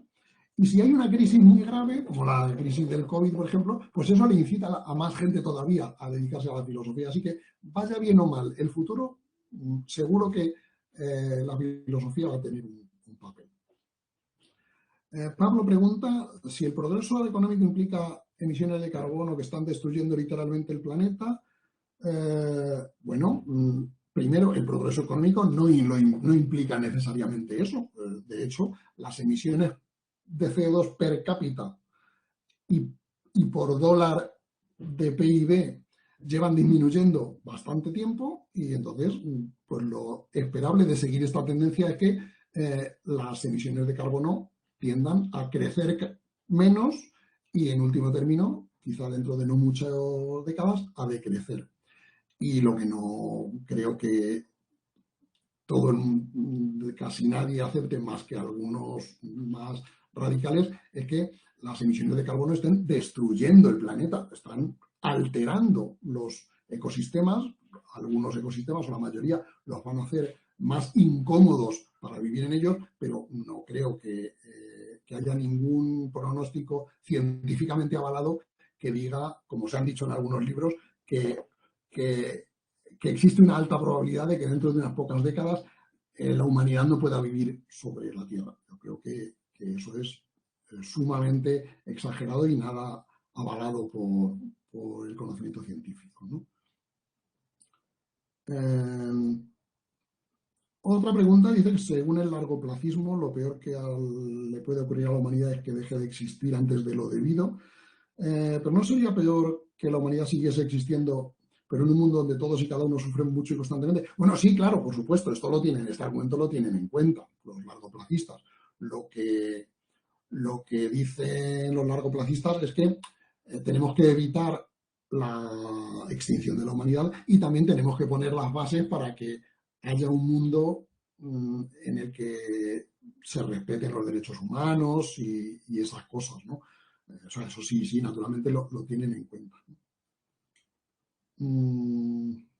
A ver. Otra pregunta respecto a nuestra capacidad de controlar el futuro desde el presente, estoy de acuerdo, pero es prácticamente imposible. Sí, efectivamente. Respecto a influir en el futuro, no del todo. Creo que hay cosas que podrían cambiarlo radicalmente y no solo en el plano científico, sino también desde el humanístico.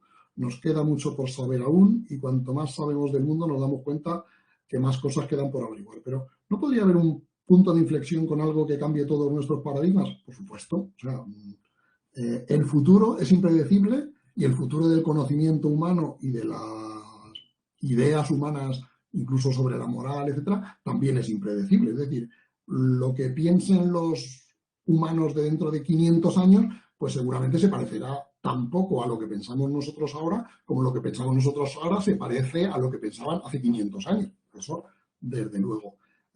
Eso sí, yo creo que algunas cosas es difícil que cambien mucho. Pues seguro que las ecuaciones de Newton, aunque se conozcan en teorías físicas mucho más profundas y más... Pero las ecuaciones de Newton seguirán siendo bastante útiles para lo que ahora son útiles y las ideas sobre los derechos humanos, pues es posible que se hayan ampliado, modificado, pero no creo que llegue a un cambio de paradigma que nos diga que está bien matar a niños de 5 años y comérnoslos o cosas así, ¿no? O sea, un cambio de paradigma tan radical creo que es improbable, pero en fin, no, como es impredecible, pues vete tú a saber, ¿no? Otra pregunta, parece que la filosofía parece intentar explicar lo que no entendemos, al mismo tiempo poner trabas a las explicaciones que se van obteniendo. Bueno, sí, o sea, esta es de las dos visiones de la filosofía como creación de conceptos y como destrucción de conceptos, pues esta es una tendencia innata de la filosofía, a buscar paradojas en todas partes, ¿no? Y, o sea, y está bien que lo sea, ¿no? Porque también no avanzaríamos si nos quedáramos petrificados en un único sistema de conceptos, ¿no? Y una última pregunta que hay aquí, una duda sobre la reversibilidad del tiempo en las leyes físicas. ¿No sería esto contradictorio con el imperativo genético o las funciones biológicas? Bueno, claro. El problema es que, digamos, en las disciplinas científicas que estudian procesos, digamos, más de nivel macro, como puede ser la biología, lo fundamental es la irreversibilidad del tiempo. El hecho de que los pollos primero son huevos y luego son viejos, ¿no? Y las plantas florecen antes de echar la raíz, antes de echar los frutos y no al revés, ¿no? O sea, esto está claro, la biología se basa en una flecha del tiempo que va en una dirección y no va en la otra. El problema es que las leyes físicas fundamentales, las leyes que dicen por qué los átomos se mueven como se mueven, por qué los electrones se mueven como se mueven, estas leyes no distinguen entre el futuro y el pasado y entonces resulta difícil y de hecho, de momento, no hay ninguna teoría matemática, ni filosófica, ni científica que haya dado una explicación convincente. Resulta difícil explicar cómo se pasa de un mundo gobernado por ecuaciones que son plenamente reversibles a un mundo en el que obviamente el tiempo fluye en una dirección y no unas veces en una y otras veces en otra o unos procesos en un sentido, otros procesos en otro sentido, ¿no? Bueno, pues ya no hay más preguntas en el foro, salvo que se me haya pasado alguna. Lo dejamos aquí entonces. Muchas gracias por vuestra participación. Espero que no se haya hecho muy pesado. Muchas gracias también a los que vayan a ver el curso en diferido. Y muchas gracias a los ponentes que hemos tenido en el curso y, por supuesto, al Centro de la UNED de Illes Balears por la oportunidad de organizarlo. Así que nada. Las diapositivas, sí, las colgaré en mi web dentro de unos días. En la web de la UNED, en mi página de la UNED, ahí las tendréis. Muy bien, pues nada, un placer. Un saludo a todos. Que lo paséis bien en